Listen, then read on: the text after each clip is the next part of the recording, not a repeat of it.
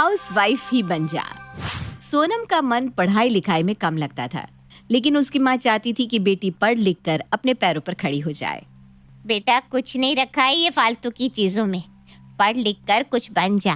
पैसे कमाएगी तो तेरी कीमत रहेगी सबकी नजर में, नहीं तो नौकरानी बनकर रह जाएगी। क्या करूँ माँ, मेरा पढ़ने में मन ही नहीं लगता। तू कुछ ऐसा बता ना कि मेरी कीमत भी बनी रहे और मुझे पढ़ाई भी ना करनी पड़े। माँ को सोनम की बात सुनकर गुस्सा आता है। वो सोचती है कि कैसे इस लड़की को समझाए कि पढ़ाई की कीमत क्या होती है। तभी उसे एक आइडिया आता है। देख बेटा, एक तरीका है जिससे तुझे पढ़ाई भी नहीं करनी पड़ेगी और तेरी इज्जत भी पूरी होगी। सोनम खुश हो जाती है। वो क्या माँ? तू ना हाउसवाइफ बन जा। उससे क्या होगा कि तेरा पति कमाएगा अच्छा और तू ऐश करना। क्या सही है ना? सोनम कुछ सोचती है, फिर हाँ ये ठीक रहेगा माँ। क्या है ना, ज्यादा चिक चिक भी नहीं, पढ़ाई लिखाई की जरूरत भी नहीं ना कोई ज्यादा काम। बस सुबह का काम करो और दिन भर सो जाओ, फिर शाम को थोड़ा काम करो और पति के साथ घूमने निकल जाओ। ये ठीक रहेगा माँ। तू ना मेरी शादी ही करवा दे। माँ को मन ही मन गुस्सा आता है कि कैसे सोनम झट से शादी के लिए मान गई। खैर, फिर अगले दिन। तुमने किसी को बुलाया है क्या सोनम की शादी के लिए? हाँ, क्यों आ गए क्या वो लोग? अरे लेकिन अभी तो उसकी उम्र ही नहीं है शादी की, अभी उसकी पढ़ाई की उम्र है। सोनम भी वहां आ जाती है। हाँ तो पढ़ाई तो कर रही हूँ, लेकिन मुझसे ना नहीं हो रही पढ़ाई। तो शादी कर लेते ना पापा, क्यों ही पैसे बर्बाद किए जाए। पिता माँ की ओर देखते हैं। माँ भी पिता को यह आश्वासन दिलाती है कि सब ठीक हो जाएगा। अब क्या, लड़के वाले आकर बैठ जाते हैं। हाँ जी, कहाँ है लड़की? सोनम सामने से आती है। सोनम को देखकर लड़की की माँ बोल पड़ती है, बेटा जरा दीदी को तो लेकर आओ। यही है लड़की बहन जी। है? अरे जेल करवाओगी क्या? ये तो छोटी है। लग रही है, लेकिन अभी 18 की हो गई है। हाँ, लेकिन 18 में कौन करता है लड़की की शादी? इसे तो पढ़ाओ लिखाओ। अरे वक्त बर्बाद कर दिया आपने हमारा। लड़के वाले उठकर चले जाते हैं। मैंने कहा था ना, ये इसके पढ़ने लिखने का वक्त है। हाँ है तो, लेकिन सोनम का मन पढ़ाई में है ही नहीं, तो मैं क्या करूं? उसे हाउसवाइफ बनना है, क्योंकि उसमें ना कुछ पढ़ना लिखना है ना ही कोई काम। क्यों सोनम? हाँ माँ, कोई ना, तू मेरे लिए दूसरा लड़का देख। वैसे भी ये लड़का कम अंकल ज्यादा लग रहा था।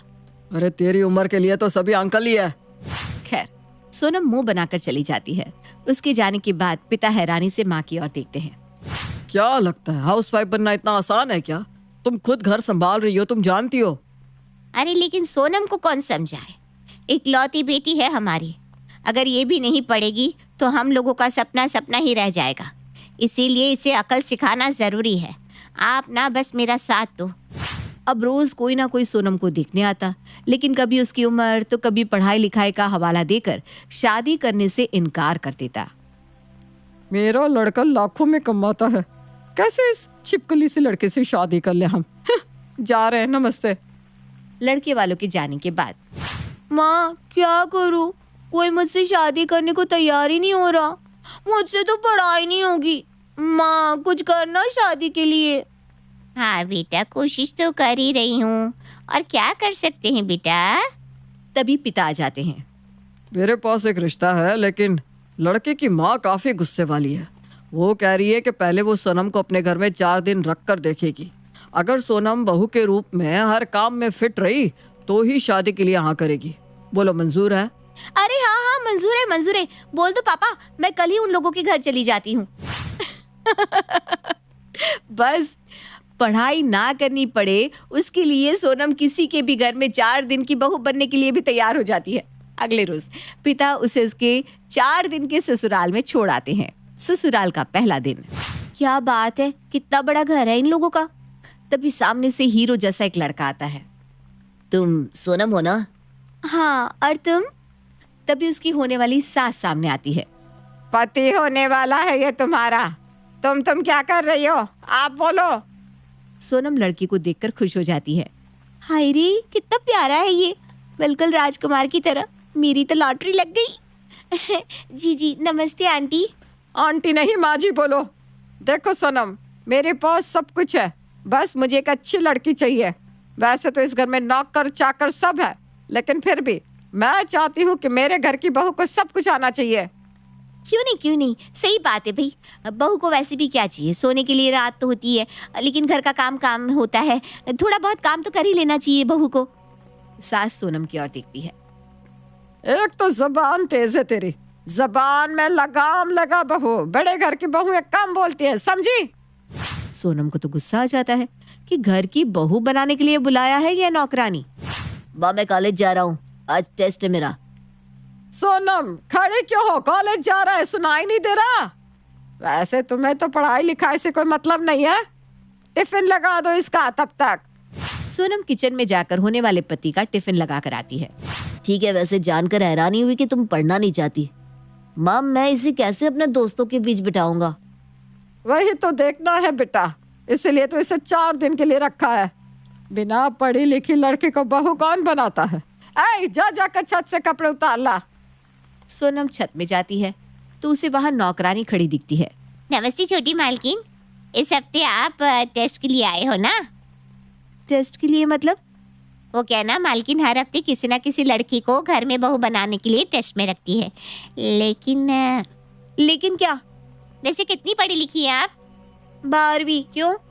फिर उसके बाद पढ़ना होता तो क्या यहाँ बहू के टेस्ट के लिए आती मैं?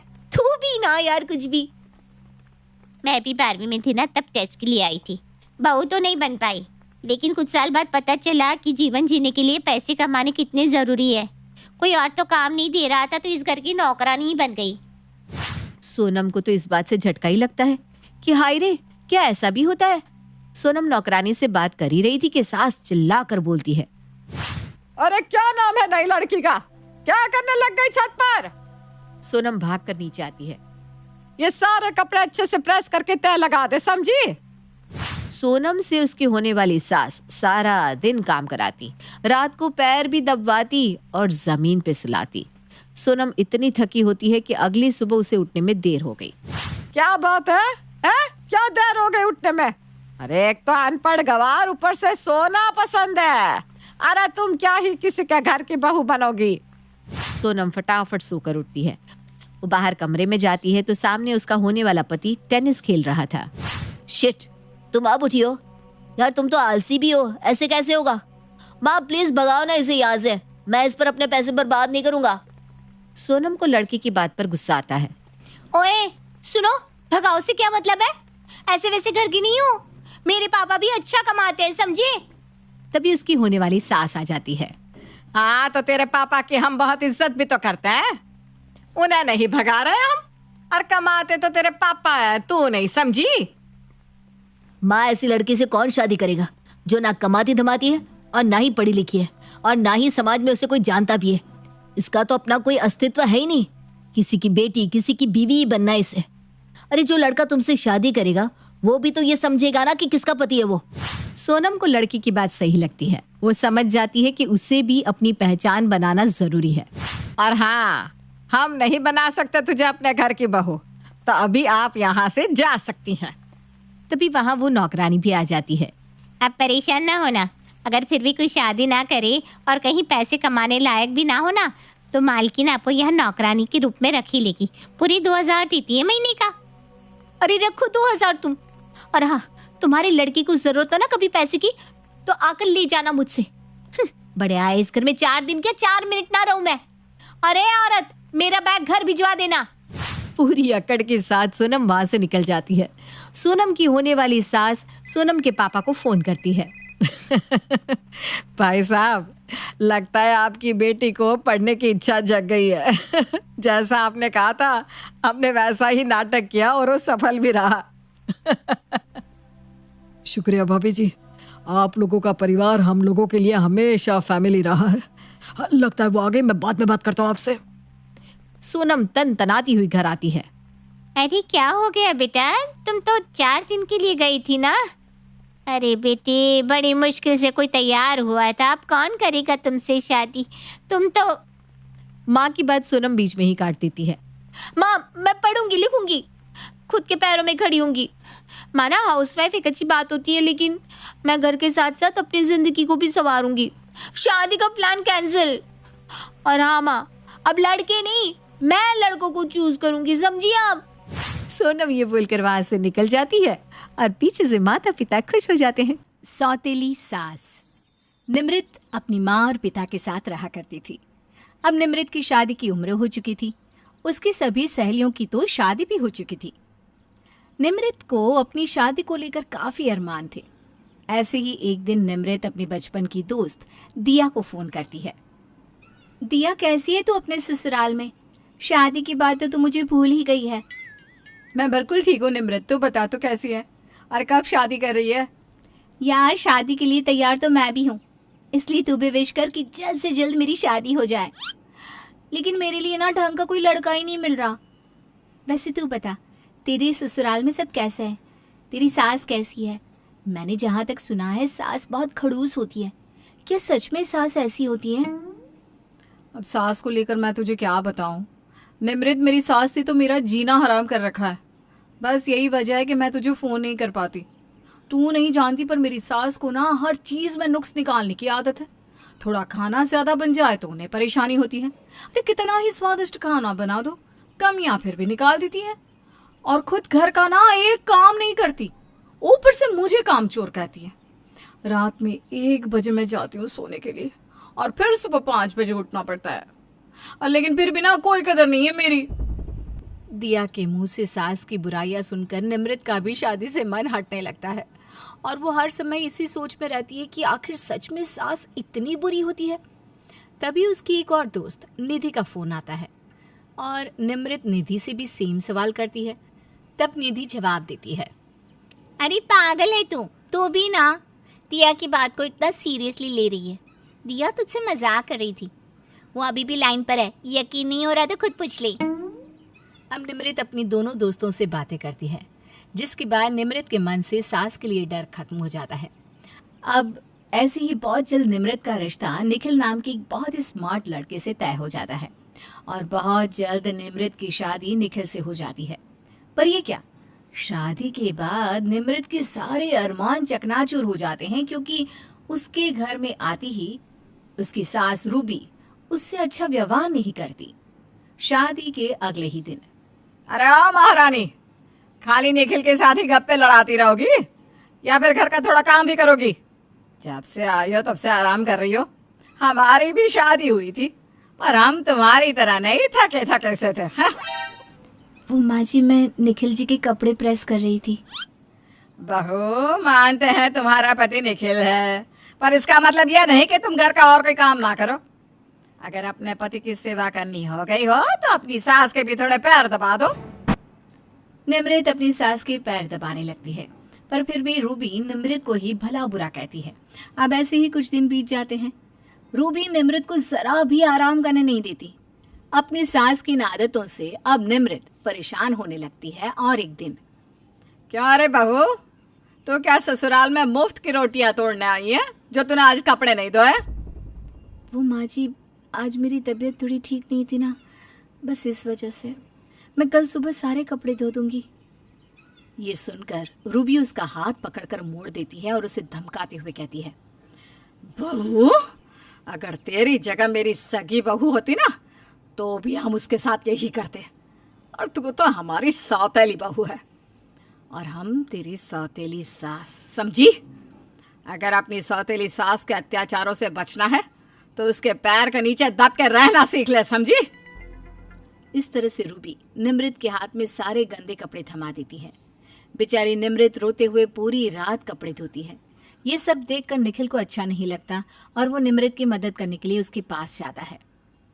माफ करना निमृत, पर मैंने तुम्हें कभी बताया नहीं कि मेरी माँ यानी कि तुम्हारी सास सौतेली है।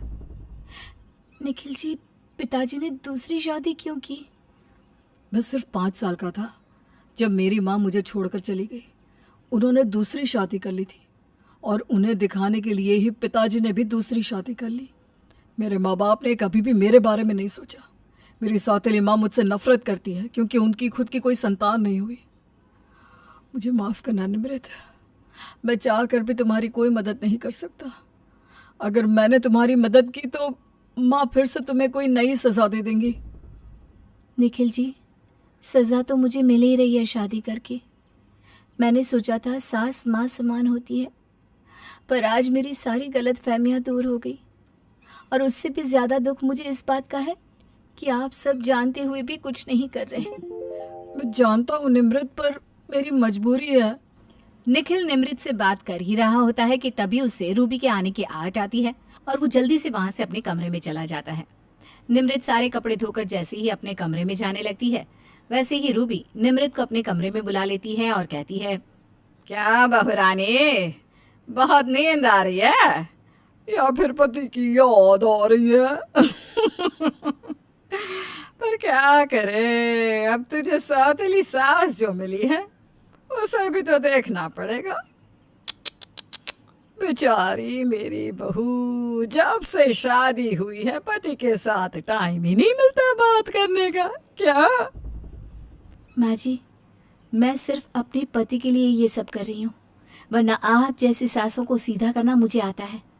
मैं नहीं जानती कि ऐसी क्या बात है जो निखिल जी आपके खिलाफ नहीं जाते। निम्रत इतना बोलती ही है कि तभी रूबी निम्रत के बाल पकड़ लेती है और उससे कहती है, तो फिर मेरी प्यारी बहू, जैसे तेरा पति गूंगा और अंधा बना बैठा है, वैसे तू भी गूंगी और अंधी बन जा। अगर ज्यादा मुंह चलाया ना तो जुबान काट लूंगी। इतना बोलकर रूबी वहां से चली जाती है। पर अब निम्रत अपनी सौतेली सास का और अत्याचार सहना नहीं चाहती थी, इसलिए वो अपनी सास के खिलाफ आवाज उठाने की सोचती है। साथ ही वो अपने पति को भी अपनी माँ के खिलाफ बोलने के लिए कहती है, निखिल जी, मेरे बहुत अरमान थे। अगर मुझे शादी से पहले पता होता कि मेरी सास ऐसी होगी तो मैं ये शादी ही नहीं करती। पर मुझे सबसे ज्यादा आपके लिए दुख हो रहा है कि आप इतने सालों से अपनी सौतेली माँ का अत्याचार सह रहे हैं।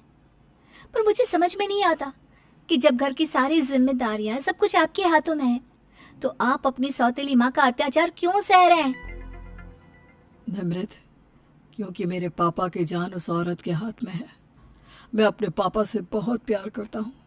अगर मैं अपनी सौतेली माँ के खिलाफ गया तो वो मेरे पापा को मार देगी, और आज मेरे पापा की जो हालत है वो उन्हीं की वजह से है।